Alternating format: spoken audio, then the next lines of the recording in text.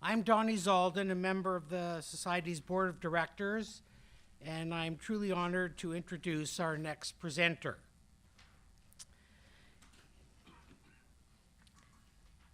Elvin Montgomery Jr., Ph.D., Columbia, is a dealer and collector of African American historical and cultural objects and the author of a 2001 book on topic.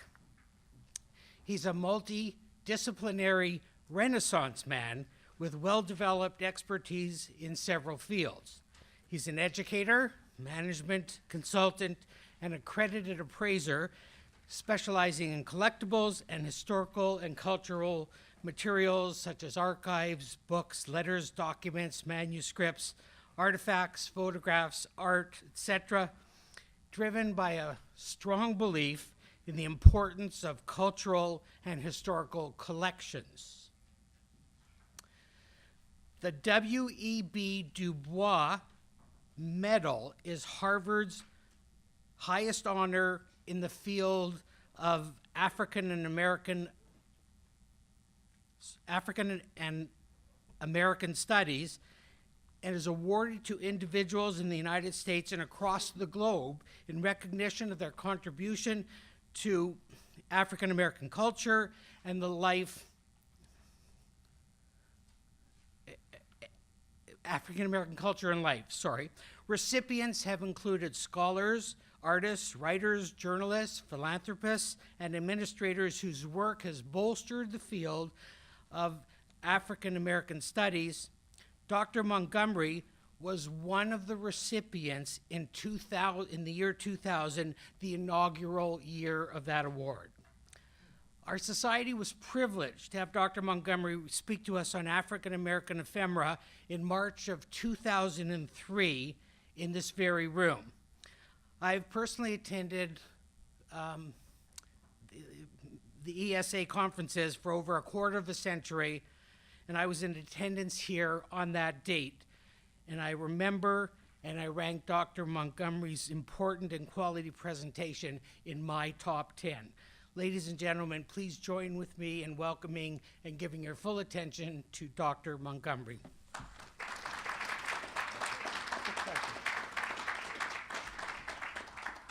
Hello, everyone. Hello, hello, hello.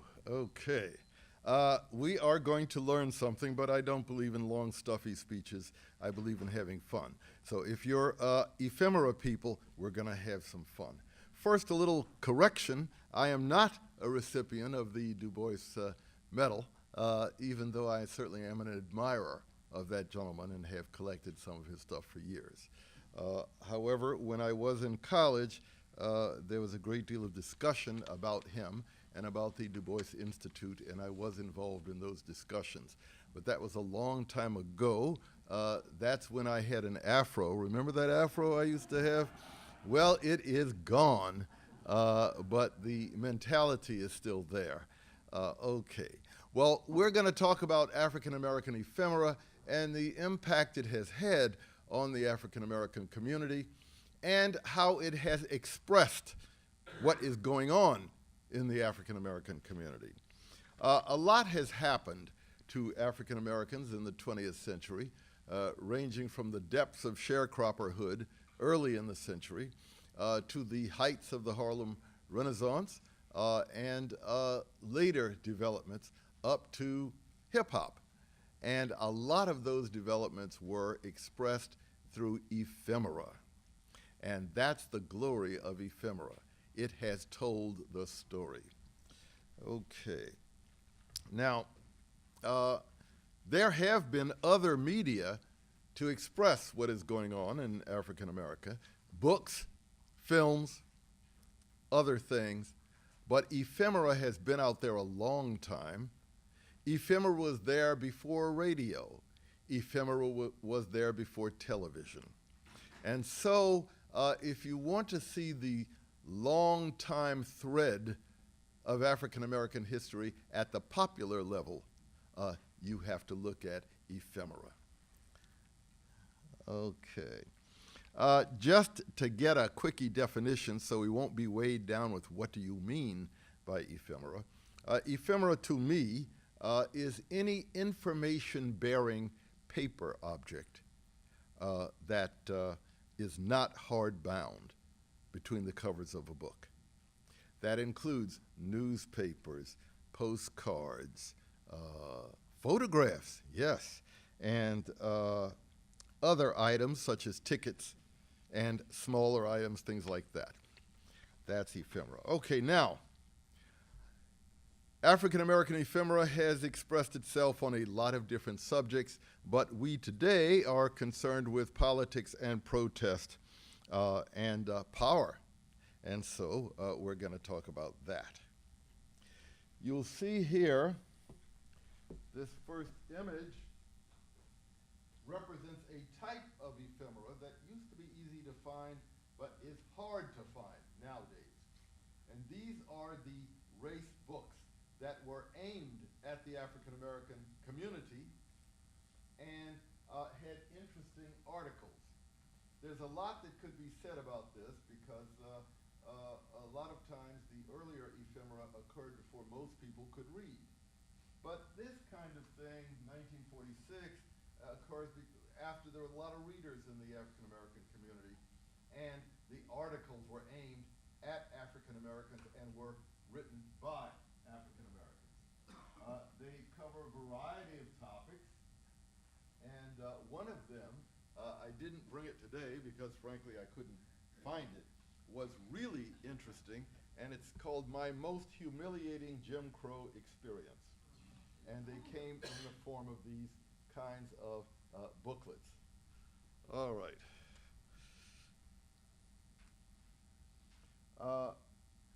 Moving along, there are various types of ephemera that were present and current in the African American community over the 20th century. Booklets, photographs, posters. Now, they were often the preferred vehicle for presentations and discussion, even when most African Americans could not read. But there was always a layer of that community, of that society, that could read. They were usually the ministers, the teachers, the professionals. They were in the minority, but, so to speak, a minority within a minority, but they were highly influential, and much of the ephemera that was consisting mostly of words were aimed at them. All right, now why is ephemera so important?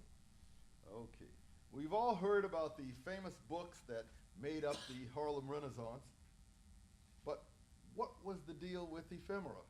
Why was ephemera so influential? Well, there are a couple of reasons. First of all, ephemera is generally cheaper to produce than books, and more widespread.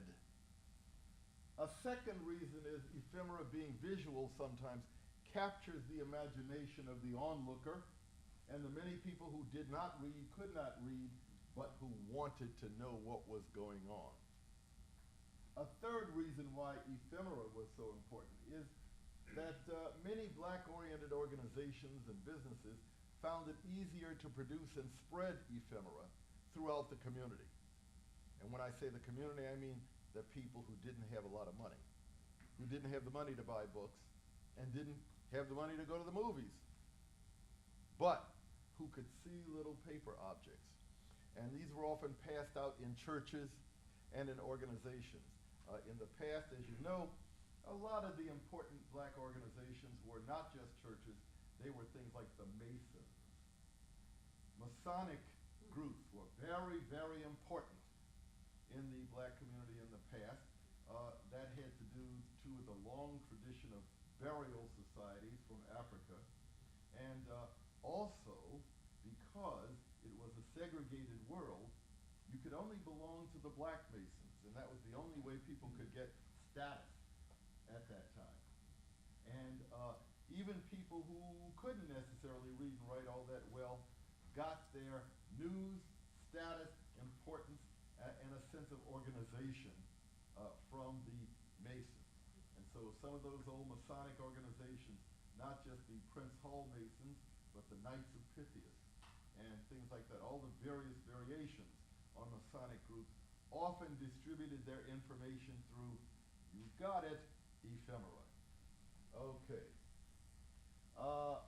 Another reason why ephemera actually had a greater impact on more people. That's important to remember. A lot of people didn't buy books, couldn't buy books, didn't collect books, but they got ephemera. Ephemera had a wider reach than hard copy books. It's because the political concerns of the common man were often expressed in ephemera. Not only the candidates, but sometimes the issues, and sometimes warnings. And so ephemera, unlike books, and I'm here to tell you, I love books. I started life as a book collector. I'm a reformed book collector. But that ephemera reached people. It had a wider reach than books. And so you'd walk into a house in a rural place like Texas, and you might not find a lot of books except for the Bible, but you'd find ephemera, Sunday school booklets, invitations to weddings and events and things like that. You might think of ephemera as one way to reach the common man. Okay, and so that's one of the reasons why ephemera had the impact, boom, that books didn't. Now, books, of course, were important among those who could read, those who were educated, college people, professional, etc. But for the 90% who were not terribly literate, guess what was reaching them? Ephemera.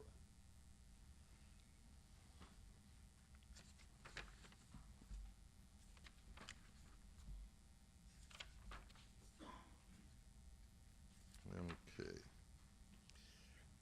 Now, I'm one who believes in not only looking at things because of their visual value, but the ability to interpret things, to see something deeper in ephemera, something that isn't so obvious, and something that reflects what was going on in the African American community at the time.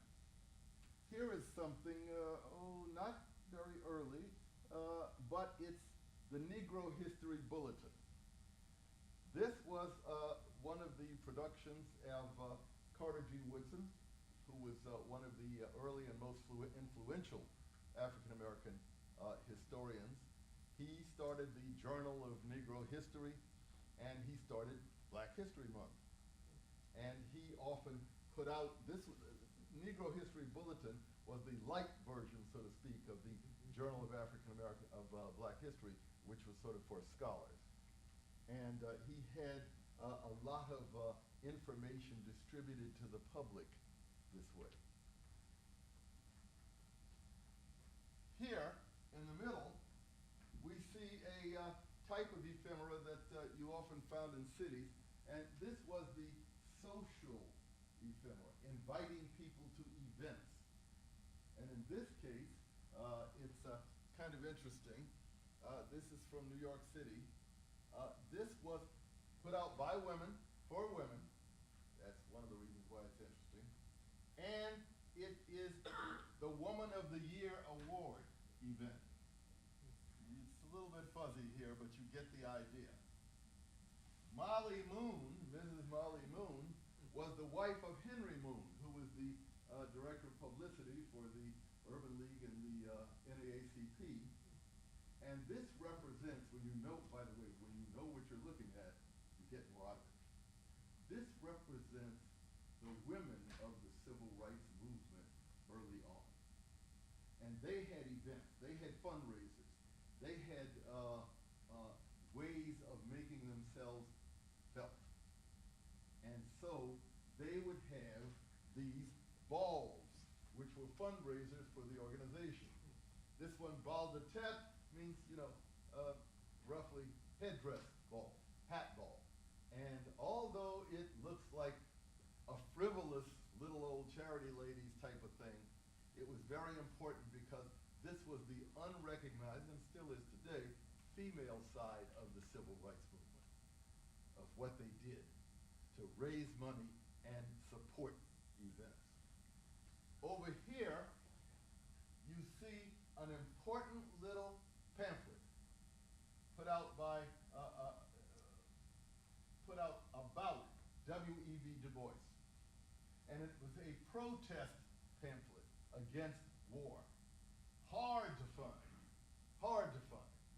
But he did not approve of certain wars. He was a pacifist in certain situations, and he published his views in little pamphlets like this. And I don't know if I've got one here, but maybe I have one here. Doctor, the technician says that you're better off in front of the mic and pointing. The technician is correct. I am technologically challenged. Okay, that's one of the reasons why I love Ephemera. I love just going through piles of paper and finding these little gems of, hey, look at this. Wow, this is the way people felt. This is what they did. Okay, we move on. Now, Ephemera expresses several types of things. First of all, I don't know if you can tell who this is, but this is a big poster of Nina Simone. What is interesting about this poster is although she is known as a singer and cabaret artist, look closely and you'll see she's got cornrows. And that's a statement of identity, that she was basically proud of her Africanic hair, and she often in her later days appeared in ways that stressed what we now call Africanicity. Okay. Another piece of ephemera that also relates to identity is this one. This man who is dancing holding this, I forget what you call it, shakeré or something. It's a jug with beads on it, and you shake it and it makes rhythms. This man brought African dance to Harlem, and his name is, oh God, what is his name? I know his name, you know his name, we'll get it later. Okay, yes. La Rock Bay. La Rock Bay.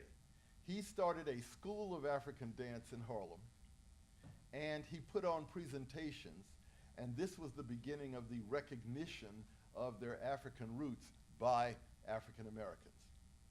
This happens to be a photograph about the time when La Rock Bay was really riding high. This would have been in the 70s, the 60s, late 60s, early 70s, something like that. The third piece here is a flyer by a lady who was a black pianist and composer who was actually classical. But she put on a opera, The Ballad of the Brown King, written by Langston Hughes.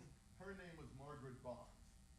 And this represented, too, the rise of black written opera in New York and other places.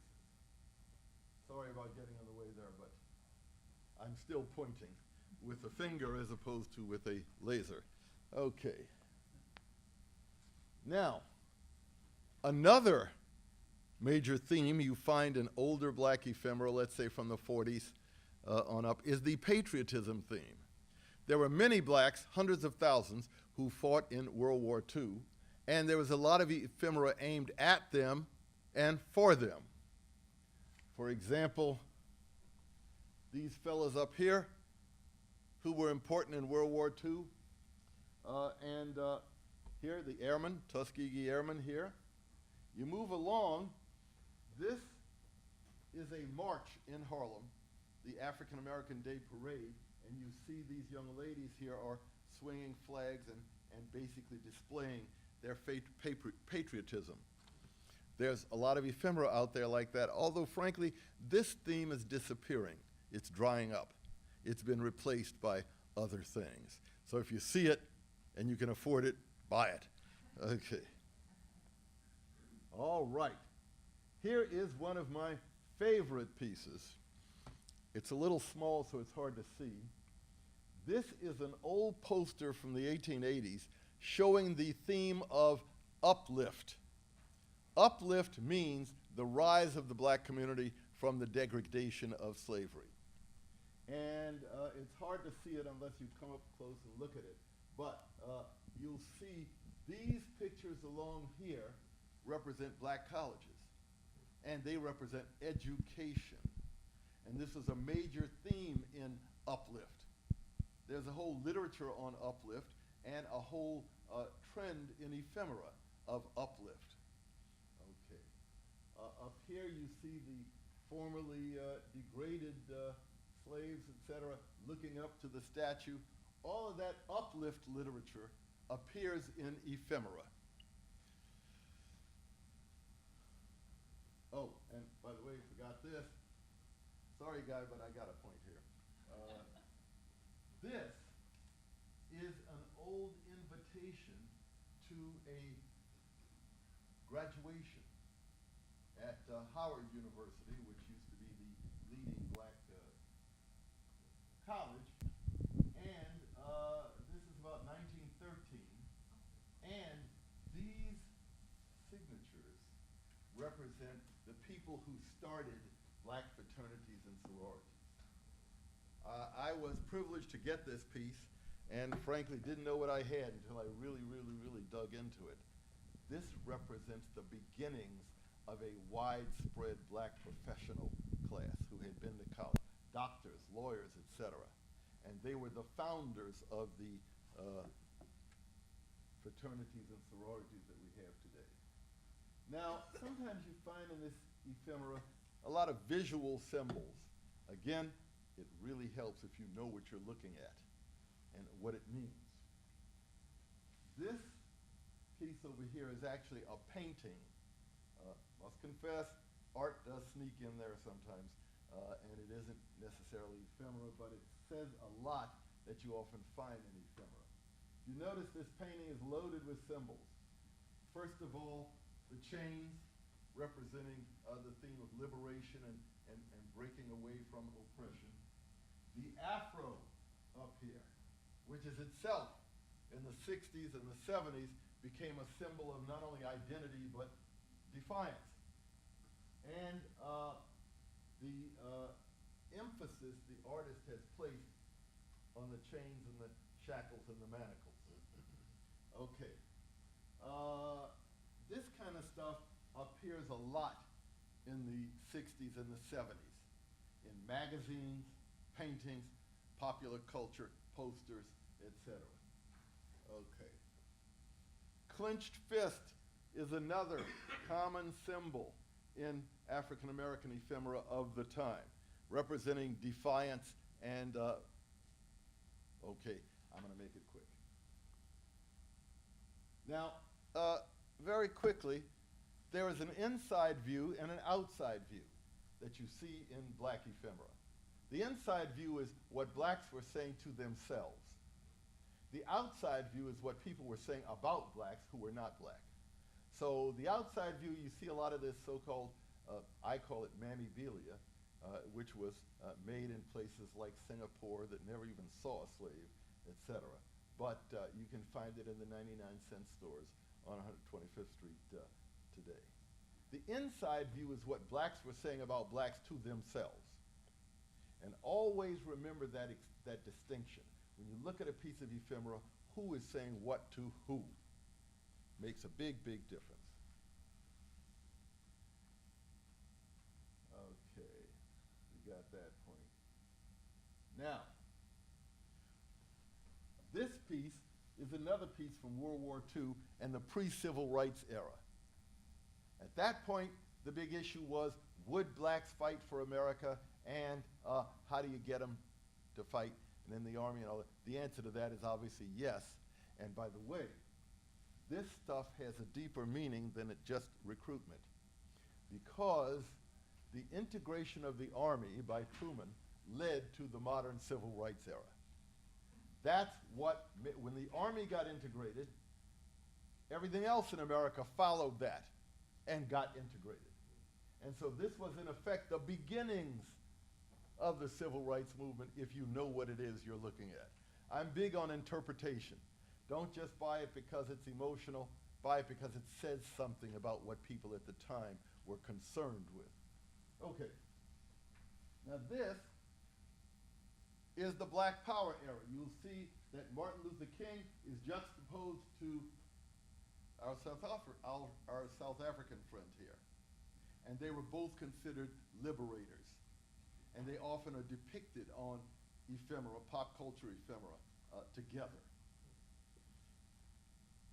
When Mandela visited New York, the New York black community was overjoyed because to them it was like the second civil rights reincarnation. Okay, here's another very difficult to find piece of ephemera. This is a band, a black band from World War I. Things were still segregated then, but it represented the rise of black music in the Army, which itself was an important event. And I think this is, where is he? I can't find his face, but there was a man very important named James Reese Europe. He is found on sheet music, etc., but he was the one who organized traveling bands in World War I. Okay, last slide here. There is still a protest tradition in the African American community and existed for a long time, long before Malcolm X, long before the Civil Rights Movement. Here's an example. This is a program from the John Brown Memorial Society. There's an organization of John Brown admirers, and they make a pilgrimage every year to his home, his death place in Lake Placid, New York. This ephemera is recognition of both the politics and the protest tradition. And it was started by a lot of black doctors and professionals in Philadelphia. This piece is 1933. And again, long before the Civil Rights Movement, there was a protest movement, a protest thrust, expressed in what? Come on, let me hear it, guys. Ephemera. You got it, ephemera. I thank you very much. This meeting is called to order, is adjourned.